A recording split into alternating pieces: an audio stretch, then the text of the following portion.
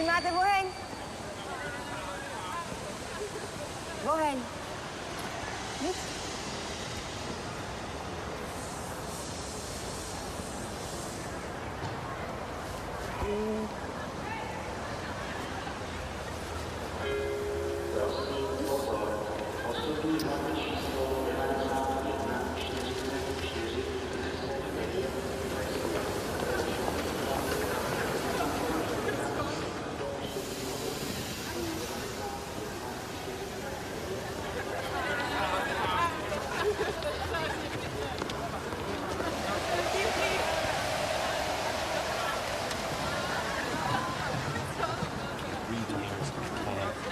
Now I got these college kids like a discotheque. Listen. I'm sorry. You are a nice boy, but I'm too beautiful for you. Goodbye, Brad from America. You want one more kiss before I go? Are you kidding?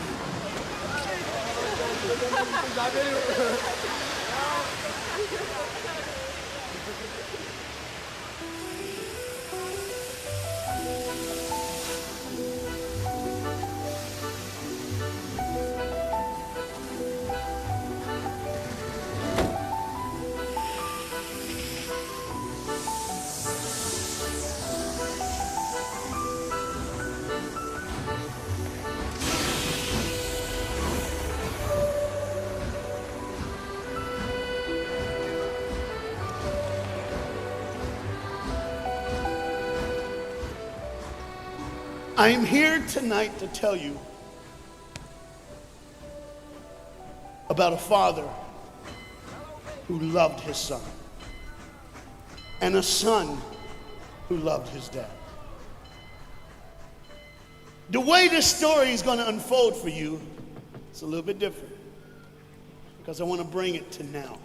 You see, a dad would go home and he would go by the school, and every now and then he would pick up his son and say, "Son, why don't you go to work with me?" The boy loved that. And when his dad would just come and pick him up, he was the happiest boy ever. He knew that he would get to spend the afternoon with his father at work, and he would get his coat and they would walk, and he would bring hot chocolate for his son for it's really cold, and they would go through. But this boy was different. This boy would see things. This boy wasn't normal. And when they were walking one afternoon going to where dad worked, this boy would notice things that other people wouldn't notice. He see things other people wouldn't see. He sees a man in a bathrobe in the middle of the street who's yelling at a second-story window. He sees a woman who's very angry at him and doesn't really want to hear what he says. This boy, as the rest of the world hustles by, he slows down. He sees the hurt and the pain. He sees the anguish and the sorrow. He sees the window close and a desperate man trying to get his life out. What he did doesn't matter. That he hurting is all that matters. And this boy would see these things. His father rushes and gets him by the hand and says, "Let's go, be late." He would stop and look one more time. Can I stop his pain? Can I stop her hurt? But the boy loved his father. They would go and they would catch the trolley. I think that's what you call it here. We call it a tram. Yeah, I don't know the words, but he would get on there with his dad, and the boy would just notice people. He would look, and that day, one particular, he noticed something as he got on the train. To explain something, as you can hear, there's a train coming, and I got to get through this before the train gets here. He saw a man, he saw a woman. He saw that the man seemed very happy and the woman seemed very sad, and he couldn't understand why they could be together and one be happy and the other be sad. He couldn't understand that, but the little boy knew that there was something wrong. He had this feeling, this instinct that was amazing, how he cared for other people, but he loved none other than his father. He knew his daddy loved him, and as he watched the world and their hurt and their pain, he knew that he would always have a father. But even notice this, I need you to understand as you hear this story and get involved in the life of this man and his son, I need you to notice that there's no mom. As they walked through the woods, the boy would say to his father, Dad, what will I do when I grow up?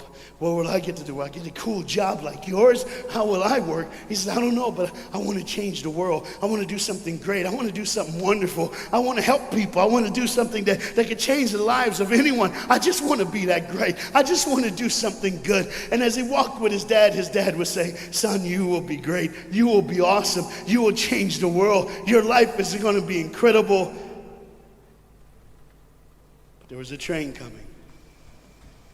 There's always a train coming. The train is called life. We're all on the train of life, just riding. Whether we realize the truth or not, whether we realize what's happening or not, we're all on that same train tonight. Only God has saw it fit for us to be in the same room, in the same car, for such a time as this. When they get to the edge of the train track, he could see where his father worked. You see the bridge? That's what his dad did. You see, the bridge was very, very important. Boats needed to come to the harbor to get off their goods so they could make money. But trains were coming with people going from one town to the next. Not many cars in Europe, so they couldn't use a lot of that. So many people, not enough roads, so everybody used that train to get from the town to town to get to work and to get home. And one day the train was coming by. What you have to understand is that boy loved going to work with his dad. He would stay right by the river's edge, and he would do what he loved to do the most. Let me explain that. He loved to fish. Anybody like to fish here? Oh, all the guys go,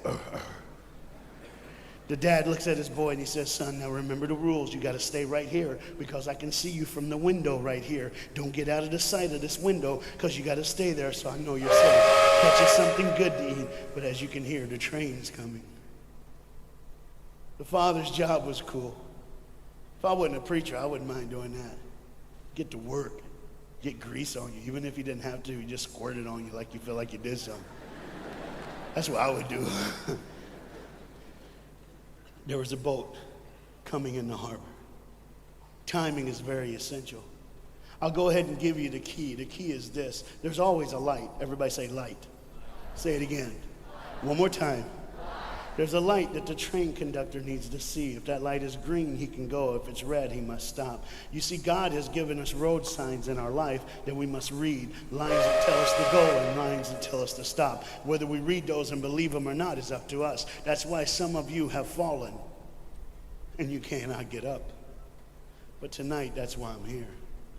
The boat needed to come through, so he called, and the man said, okay, I got time. It's a long time before the train should come. So he pulls the lever, as you just saw, and the big, huge steel bridge, the gears started turning. They started cranking the steam. All of a sudden, gears are moving, and that big, huge bridge is just starting to go up. As it rises higher and higher, he has to watch and make sure everything's set, everything's good, everything's fine. As he looks out the window, he can see everything, but the dad, being a good dad, keeps one eye on his work, but the other eye on his baby. One eye on the world, but the other eye on his children. You think God doesn't know where you are? He keeps one eye on his world and one eye on his child. No matter what you've done or where you've been, it's one eye on the world, but the other eye's on you. He's watched you and he's kept you. Even though your train is coming down the track, he understands that. And even though sometimes, I'm not going to get ahead of myself.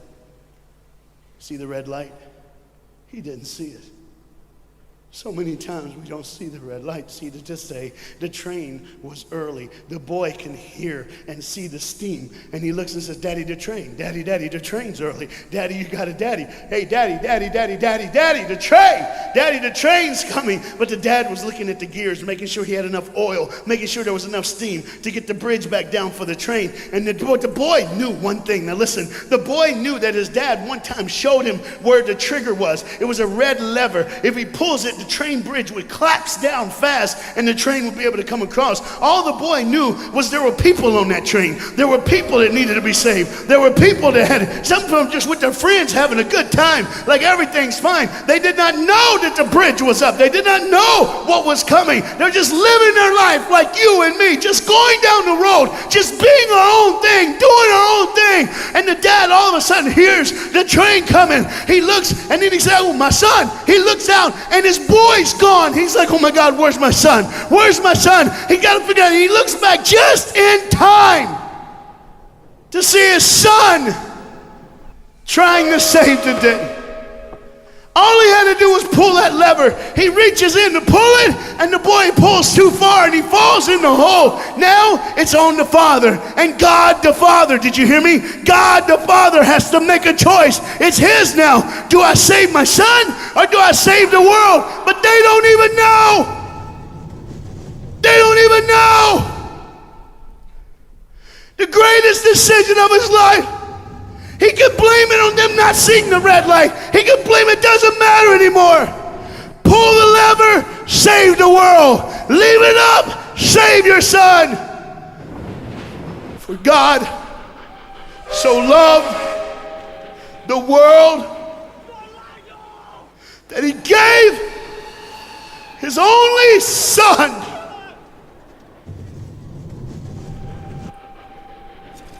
Whosoever believes in him will not perish. 3, 2, 1. Okay. And they didn't even know. They never would know. They didn't even know the train goes by. It's fine. Everything's cool. The bridge is down. Just like always. It's always going to be down. Are you hearing me tonight? He gave his only son.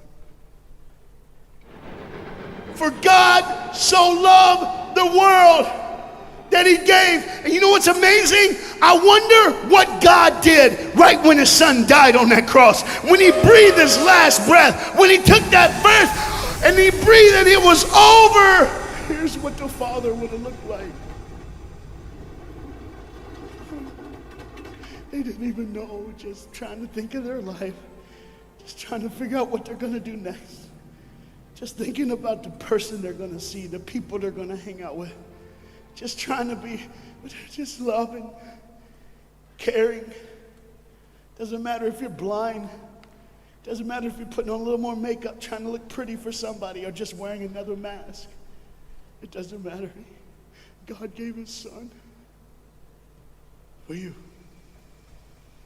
What will I do when I grow up? Where will I go when I grow up?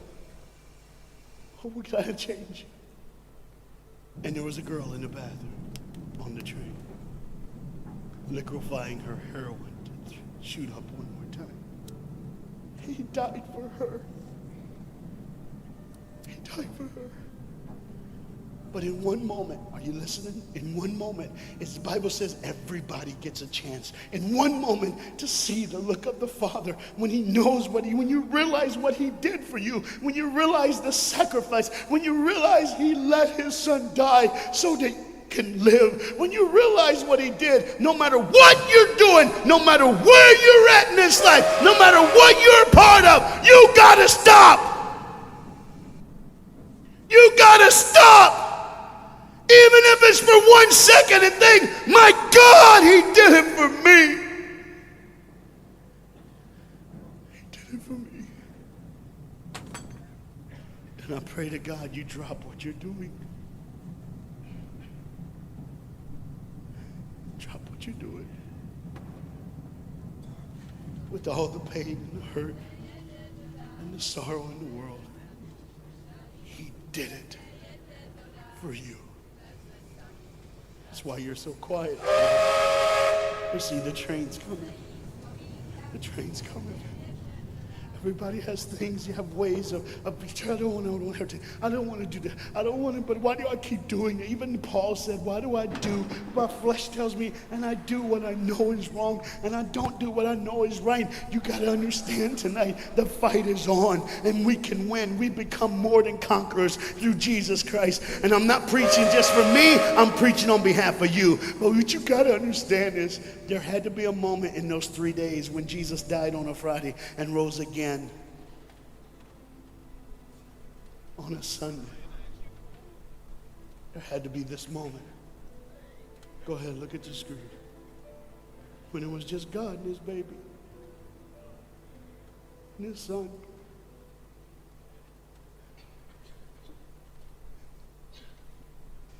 Every sin that's ever been committed in this auditorium is rolling through your mind right now. I'm here to tell you that as the sun sets in the afternoon, the sun will rise again. And when the sun rises again, you cannot change your past, but you can change your future. You see, it's always a different day. One day someone lives, the next day they die, the next day you wake up and you're still living. You're like, why am I going to live? Why does this have to be my turn? Why can't I? You can just preach. I could have stopped, but I need you to see the whole picture here.